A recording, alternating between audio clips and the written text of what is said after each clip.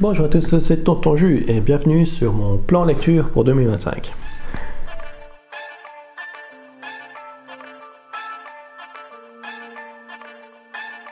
Alors, plan lecture 2025, on va commencer par l'objectif, pas réellement officiel, mais objectif en termes de livres. Je me suis mis 52 livres. Ça va tout simplement parce qu'un livre par semaine, c'est plus ou moins le rythme que j'ai naturellement.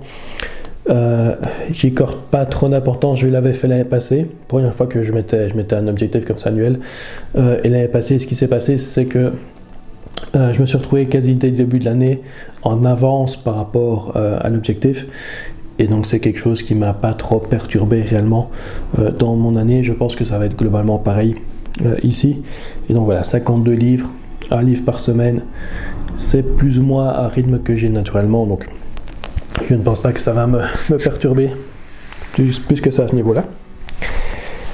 Alors, on va d'abord parler un peu des résolutions, et puis je ferai une brève présentation de certains livres et certaines séries que je compte lire cette année, mais on va d'abord commencer par trois petites résolutions que je me suis fait. La première, c'est de lire plus d'auteurs francophones, auteurs et autrices évidemment, francophone, à commencer par celui-ci qui est quand même assez connu ici en francophonie, Jean-Philippe Jaroski, Même pas mort, roi du monde numéro 1. Ça va donc. Ici j'ai testé avec ma liseuse des échantillons de différents auteurs francophones, et c'est encore celui-ci qui m'a le plus plu. Voilà, donc c'est avec celui-ci que je vais commencer. Petit auteur français francophone, en tout cas français je pense. Enfin bref, c'est ma première petite résolution ici, parce que je me suis quand même rendu compte l'année passée que je disais pas mal d'auteurs anglophones, et c'est vrai que je devrais quand même essayer de faire un peu plus d'efforts de lire en français. Alors deuxième résolution, moins faire réellement de piles à lire, etc. J'en ai fait l'année passée, première fois aussi que je faisais ça l'année passée. Vraiment écrire, je pense que je le faisais principalement par trimestre. Ça va, je l'avais fait pour l'année, je faisais principalement par trimestre. Trier un peu mon étagère de livres à lire et choisir certains livres spécifiquement pour lire pendant ce trimestre-là. Encore une fois, c'est pas quelque chose qui m'a été super utile. Je suis avant tout quelqu'un qui lit via son humeur du moment. Ça va, et les livres que je veux privilégier, en général, je les ai bien en tête. Et donc, quand je dois choisir un nouveau livre à lire, je sais de manière en général vers quoi je veux m'orienter. Et donc, une pile à lire ne m'est pas vraiment utile, sauf pour ce que j'appelle les vétérans de ma pile à lire, c'est-à-dire des livres qui sont depuis des années sur mon étagère pour être lus, et je n'ai toujours pas lu. Et ça, c'est vrai que pouvoir inclure ces livres-là dans ma pile à lire fait que je me suis quand même parfois un peu forcé à lire certains livres, et la plupart du temps c'est juste qu'il y a souvent les nouveautés, on privilégie un peu les nouveautés par rapport aux livres qui sont sur l'étagère depuis longtemps, mais souvent c'est quand même des livres qui sont agréables à lire et qu'on profite quand même bien quand on les lit. Donc ça, ce que je me suis de faire, comme je ne compte pas réellement de faire de pile à lire, c'est tout simplement de me dire que de lire un vétéran par période de 2 mois. Donc ça me fera 6 vétérans sur mon année au minimum. Ça va, donc ici je vais juste essayer une fois tous les 2 mois un livre vétéran de ma pile à lire. A priori ce ne sera pas trop compliqué, j'ai beaucoup de livres de vétérans qui m'intéressent. Ça va, donc c'est juste une question de faire un petit effort parfois. Alors troisième et dernière résolution. Cette année-ci, je vais privilégier la qualité, entre guillemets, plutôt que la découverte de nouveaux auteurs. C'est juste que l'année passée, j'ai testé pas mal de nouveaux auteurs que je connaissais pas, que j'entendais beaucoup de bien, etc. Et parfois ça a bien marché, j'ai fait de bonnes découvertes l'année passée. Parfois ça a quand même moins bien marché. Il y a certains livres que j'ai abandonnés parce que je n'aimais pas, et il y a certains livres que j'ai lus en entier quand même, je suis un peu forcé, et au final j'aimais pas quand même. Et donc c'est vrai que quand j'ai regardé ma liste, quand j'ai fait mon bilan la semaine passée 2024, j'avais parfois du mal à tirer quand même certains livres que je voulais parler réellement, que je voulais parler parce que je les aimais bien. Parce que dans le tas, il y avait quand même beaucoup de déchets, entre guillemets, simplement d'auteurs que je connaissais pas, j'ai tenté, j'ai pas aimé. Et donc c'est vrai que cette année, j'ai envie vraiment de plutôt privilégier des valeurs sûres, privilégier des auteurs que je connais déjà, des séries que je connais déjà, et prendre un peu moins de risques à ce niveau-là. Tout simplement, a priori, il va quand même y avoir pas mal de livres ici pour les auteurs que j'ai repérés l'année passée. Comme je l'ai dit, l'année passée j'ai quand même fait de bonnes découvertes aussi, et donc normalement j'ai de quoi lire cette année-ci en me restrictant sur les nouveaux auteurs que je vais tenter. Alors on va quand même aussi faire une courte présentation de quelques livres représentatifs, d'un échantillon représentatif des séries que je veux lire cette année et des auteurs que je veux lire cette année. Donc je vous ai déjà montré ici Même pas mort de Jean-Philippe Jaroski. Si j'aime bien le premier tome, je continue la série. C'est une trilogie, mais je sais bien qu'il me semble que le livre 2 a été séparé en plusieurs parties ou quelque chose comme ça. Je sais que ils mettent ici trilogie, mais je sais que la série est un peu plus compliquée que ça. Mais clairement, si j'aime bien ce premier tome, c'est clairement une série que je continuerai cette année-ci. Alors, on va continuer avec nouvelle auteur, nouvelle série. The Color of Magic de Terry Pratchett. Ça, c'est vrai que... Donc ici, c'est la série Discworld, hein, qui est du fantastique. Et c'est vrai que j'aimerais bien quand même essayer de le commencer assez rapidement, parce que j'ai pas envie... Si je l'aime bien, je n'ai pas envie que la collection soit introuvable. Ça va, parce que c'est quand même une édition un peu particulière ici. Alors oui, je sais que pour Discworld, celui-ci n'est pas le meilleur pour commencer. C'est le premier qu'il a écrit. Ce n'est pas le meilleur pour commencer. Mais voilà, à ce niveau-là, j'ai quand même mon petit toc qui fait que j'aime bien lire les livres dans l'ordre chronologique qu'ils ont été écrits, tout simplement. Donc j'y vais en connaissance de cause, en sachant que voilà, c'est peut-être pas la meilleure idée de commencer par celui-là, mais voilà.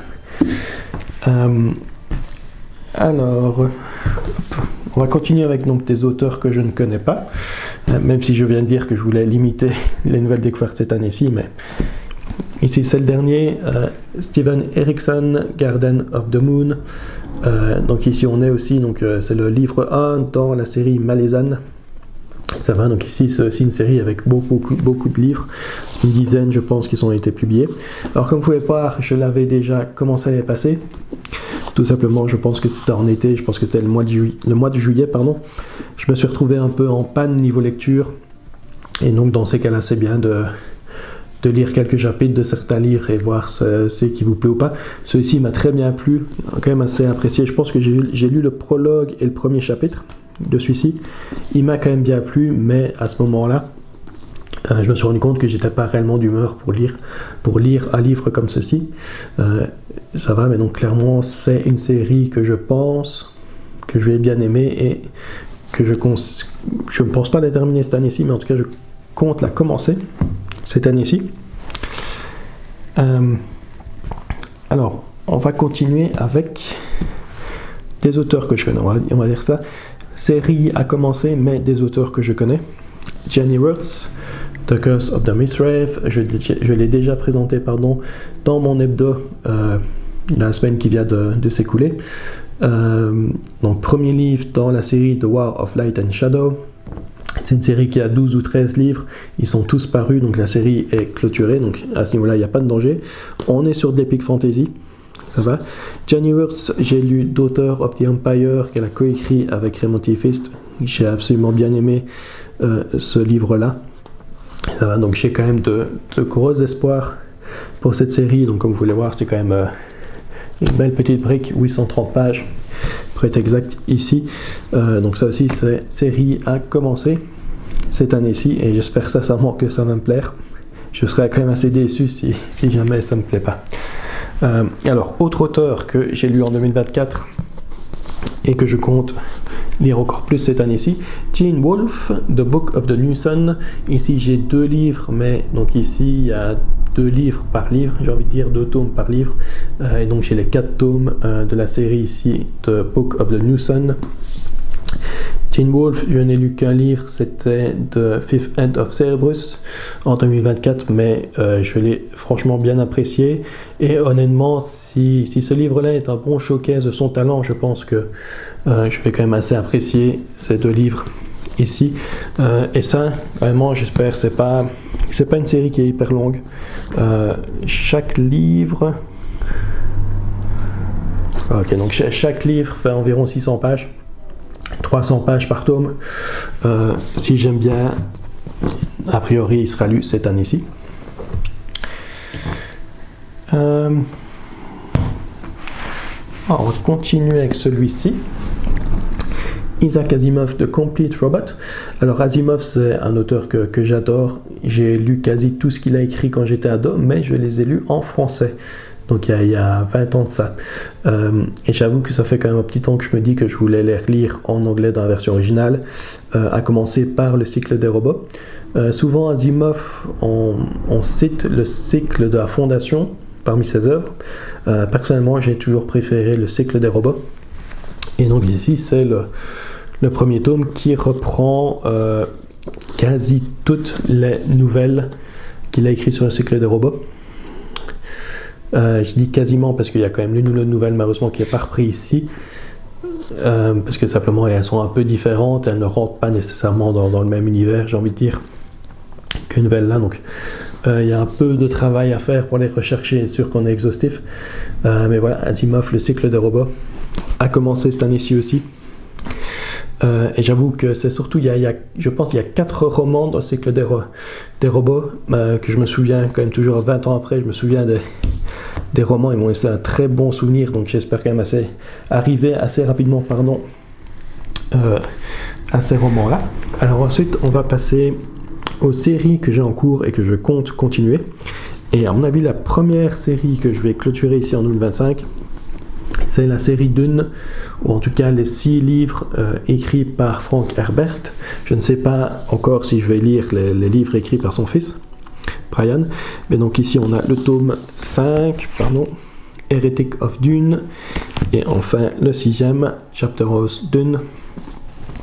Donc ici j'avoue que Dune c'est quand même une série que j'aime bien dans l'ensemble.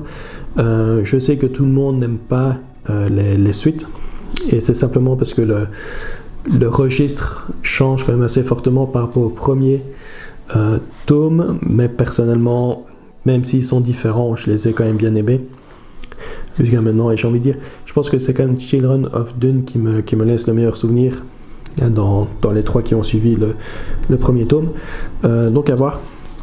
Ici 5-6, mais ça, je pense quand même les lire ici, en tout cas dans la première moitié de 2025, pour pouvoir clôturer cette série-là. Dans le même genre d'idée, Kingdom of Death de Christopher Ryoko. On est aussi dans du space opéra.